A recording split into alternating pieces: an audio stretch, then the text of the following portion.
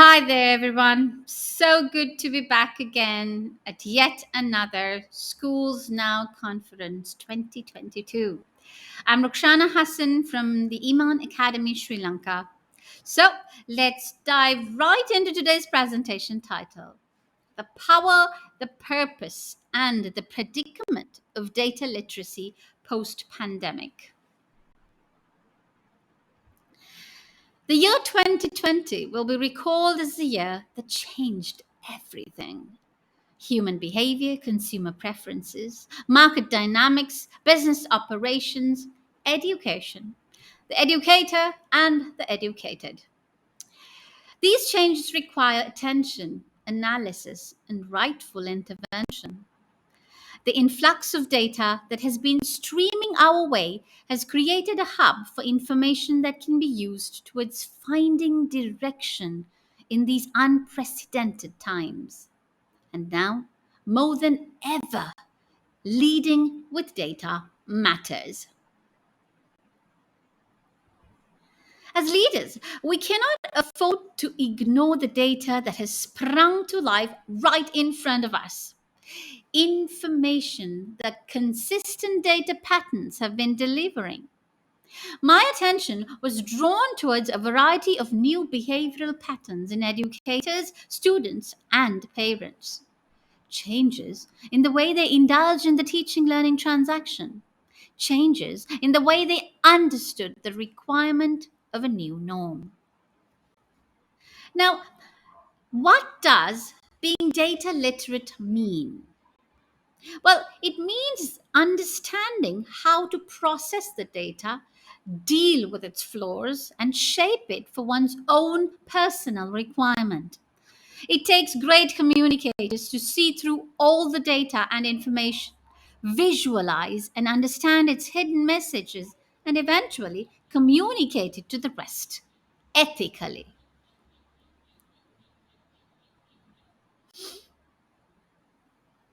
During the training that educators received on data literacy, we came across some qualitative data that sprung to life on what wrong data use looks and feels like.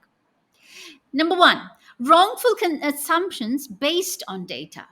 You see, the kind of student reputation and students being branded based on the test scores or categorized based on their test scores, not really to make further intervention, but as a conclusion that they are that.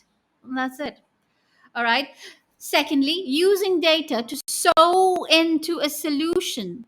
The fact that student scores are low because of, well, not so elaborate textbooks or really difficult paper this time, and that's what it is. You see, these sort of assumptions without deep analysis of the whys and the hows. Thirdly, using only one data point to arrive at a decision.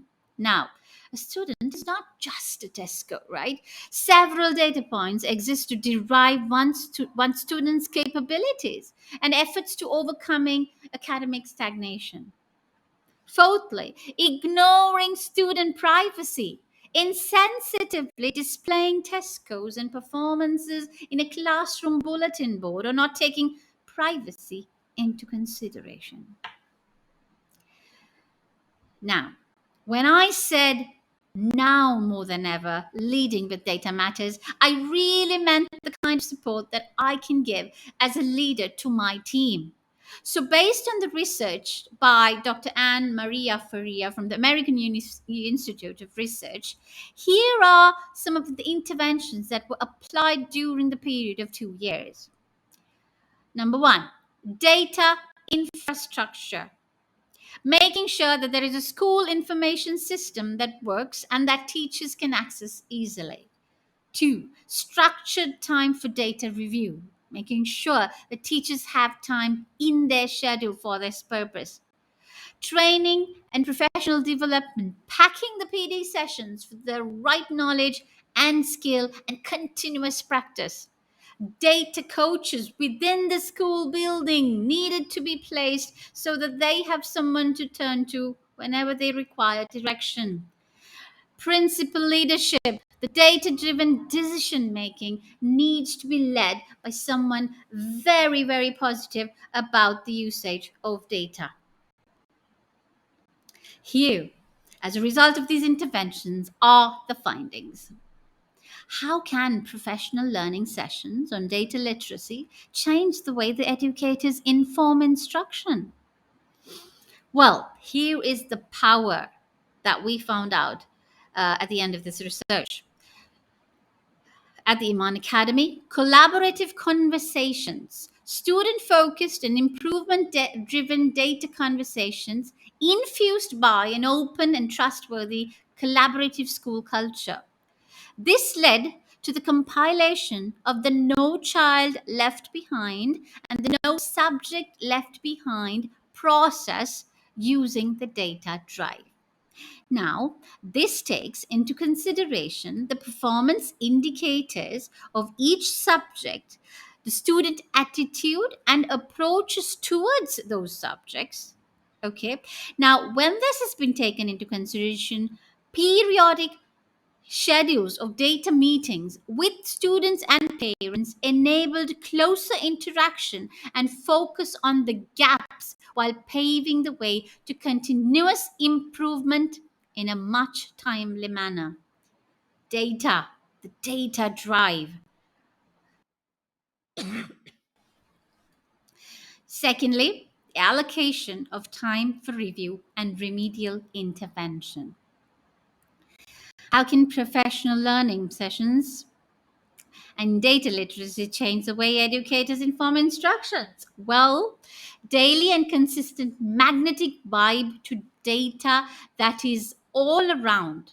Okay, usage of vocabulary in educator communication that has reference to data and the drive to alter practices to suit the individual and the situation. Data on end of term exam scores and paper analysis was taken into consideration, and at risk students were motivated to begin the new term by revisiting areas they struggled in. Now, an allocation of time for this remedial intervention was placed for this very purpose at the beginning of every term. Reflect, review, reteach, and restore. This was what the educators did as a result of the data. Thirdly, the school information system received upgrades as the need developed further through the frequency in which educators and administrators access data and through the nature of the data that was requested. Okay, so this enabled a much robust system that at a click of a button you got your data. Fourthly, educators demonstrated that their data driven pedagogical decisions had a positive impact upon their students' learning outcomes. The more data literate educators were, the more they invested time in practicing the perks the data drive provided. The more data, and they were far less frustrated with managing time and energy levels. Data also indicated that when educators took time to use available data to work with each other and integrate their subjects, they covered ground at a much faster pace, thus creating a more wholesome effort in the task of teaching.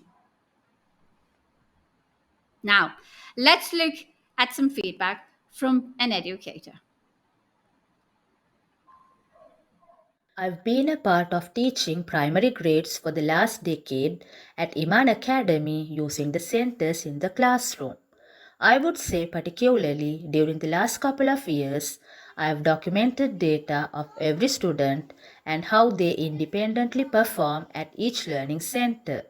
This data has enabled me to further develop my practices as an educator and add more purpose to the choice of centers for the day and my specific bunch of students who require further intervention.